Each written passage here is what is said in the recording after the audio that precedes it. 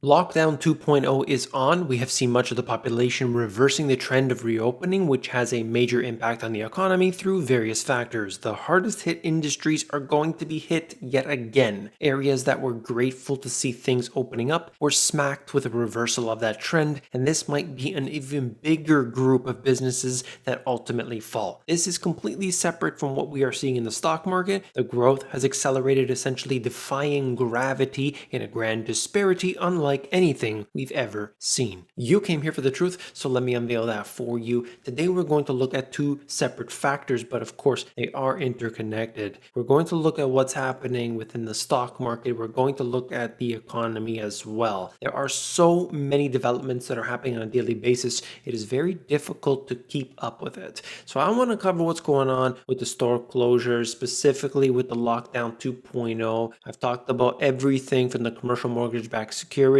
all the way through the derivatives into what's happening on the store level. I'm going to give you some detail in there, but I also want to cover, if you stay to the end, which most people don't, what's happening with the Federal Reserve. Usually you get their reports, you get their statements. There's not much in there. It's usually nonsense. But this time around, I couldn't believe it. It was an actual warning message. So stay with me. Let's begin.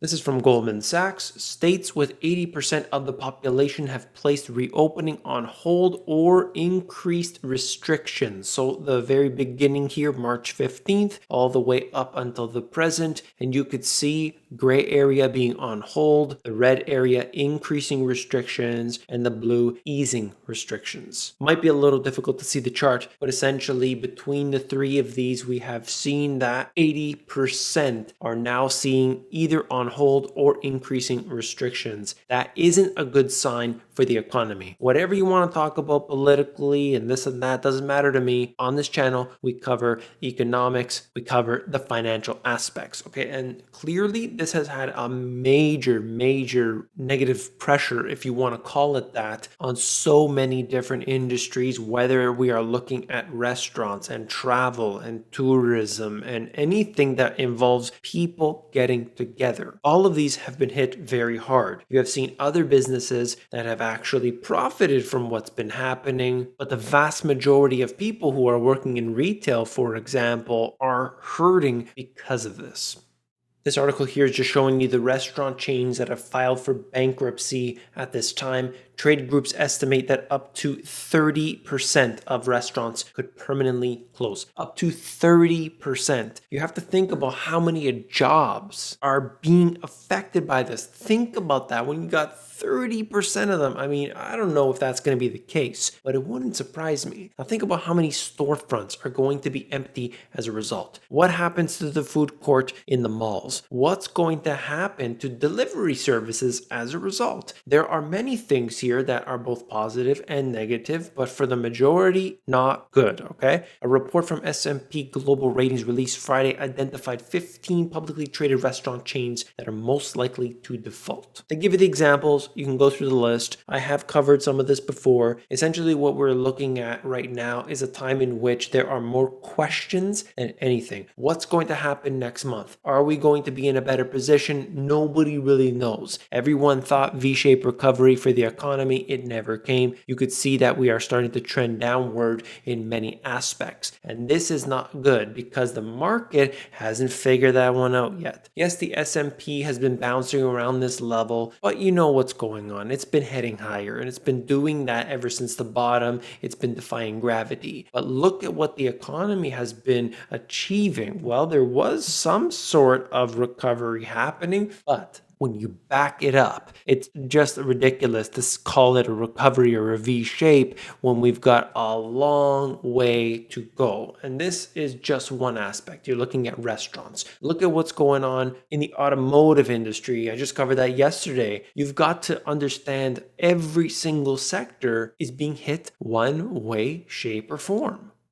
Restaurant sales compared to last year over year change in sales for food services and drinking places. And you look at all of last year into early 2020, everything is good, depending on the month, of course. There are variances. And then you take it into March, suddenly down by minus 27%, minus 52%. Now the trend is there. It is getting better for a lot of places, but I want to see what's going on when we get July's numbers. July's numbers are going to tell us if this has started to trend in the opposite direction, which very well could be the case based on what we are seeing, more lockdowns and so on.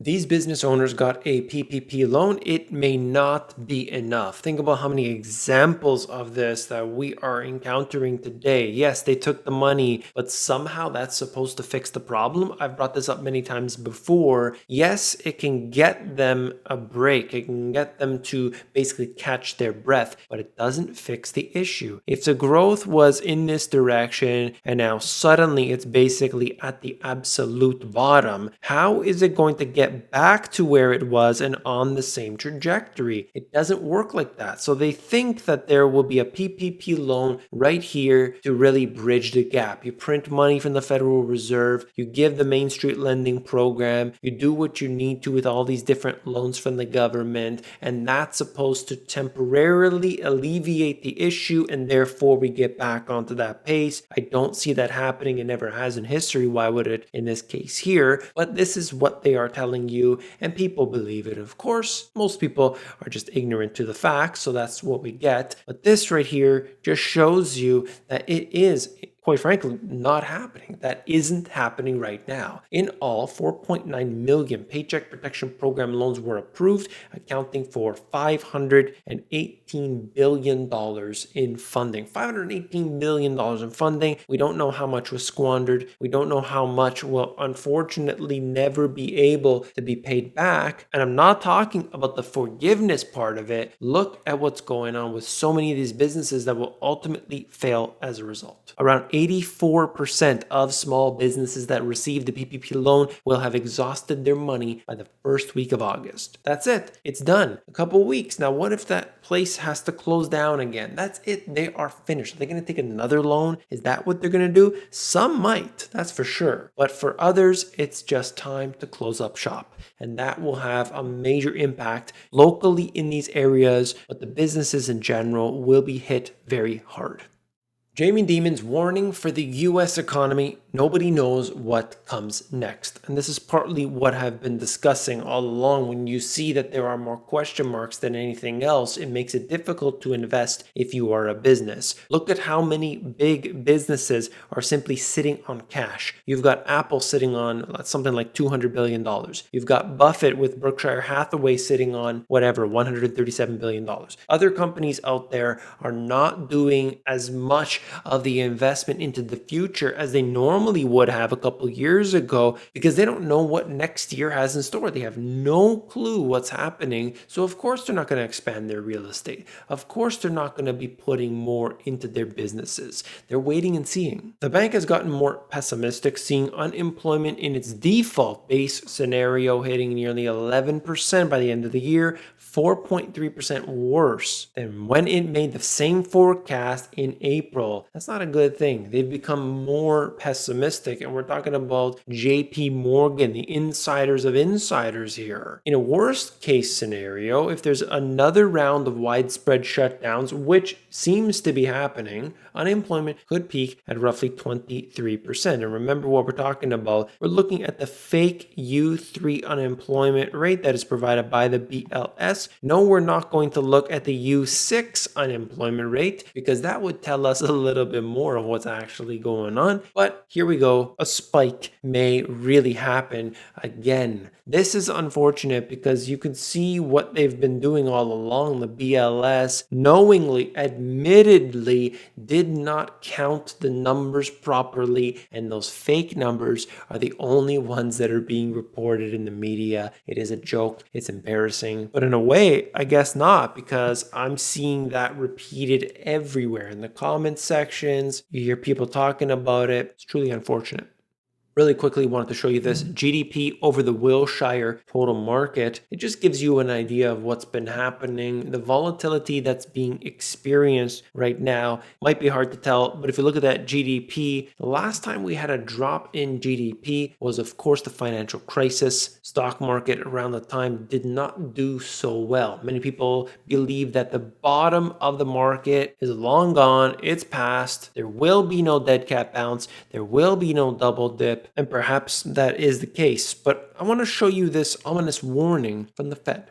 Shadow bank weaknesses force the Fed's market rescue, and that's according to Quarles. Non-bank perils triggered intervention in March. Of course, he didn't talk about the repo crisis. That was really the beginning of what we see today. September 17th, officially noted, but they don't want to talk about that. Doesn't surprise me.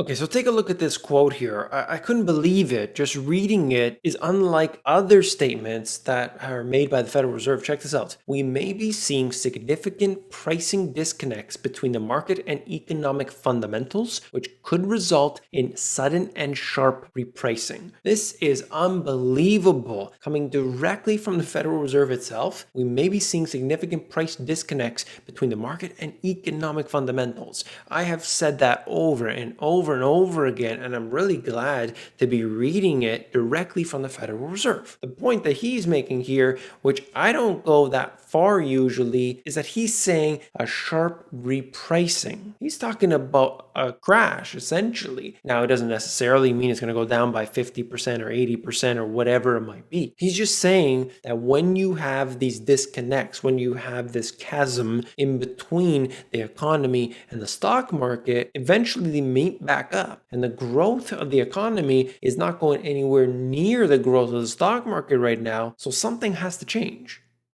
A top Federal Reserve official is issuing a warning about fast-growing and largely unregulated shadow lenders. They were a big factor in why central banks had to save markets earlier this year, and much more needs to be done to assess the risks posed by the sector. So right here we have an admission that there is a problem in the financial system today. The shadow banking industry is, of course, worrisome. We know about that, but what they're doing at all times, quite frankly, that's an unknown. The crisis of 2020 has exposed potential weaknesses tied to non-bank financial firms, including excessive leverage. You know, if you've been on this channel for a while, I talk about the leverage all the time, but people simply copy what they are doing. The average individual uses as much leverage as possible. It's completely different when you operate a business. Now, I don't think they should be using the excessive leverage that they are, but an individual maximizing the leverage is simply maximizing the danger. Continuing here, interconnectedness and instances of assets freezing up that investors assumed were akin to cash, according to the Federal Reserve Vice Chairman Randall Quarles. Such factors left central banks with no option other than intervening. That's what they had to do to save the world. Thank you, thank you, thank you. While extraordinary central bank interventions calmed capital markets, which remained open and enabled firms to raise new and longer-term financing,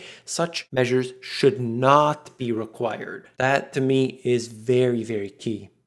There's more here in this Bloomberg article. If you want to check it out, definitely do so. I think it's important to understand why this is happening today, because the financial system runs off of debt. Imagine a system in which there is no real wealth anymore. It's all fictional. And when you put a whole bunch of weight on top of that, you topple it over very, very easily. The repo crisis really highlighted what's been happening. If you were paying attention, you know exactly how dangerous this system is. I mean, it was clearly obvious when the markets were desperate, absolutely desperate, for the Federal Reserve to intervene at a historic level, and they did so. They absolutely went far, far beyond what they're ever allowed to do, and it doesn't seem like they will reverse course anytime soon. That's all for this video. If you found it informative, hit that thumbs up button. When you do, you are supporting me, so I want to thank you for that. Simply clicking one button helps me out. Thank you. If you want to check me out on Instagram and Twitter, you can do so at the Money GPS. If you want to learn how to sell stuff online, if you want to understand e-commerce, well, I've created a free e-course for everybody to check out. It's available at theamazongps.com. If you want to know about my 2 books, I've got everything in here from the foundation, the history, the asset classes. You can actually flip through these books for yourself at the link in the description if you want the audiobook instead, themoneygps.com. Wait a second, don't go anywhere. Have you seen this video? Really good stuff in here. Definitely check it out. Click it. I'll see you there.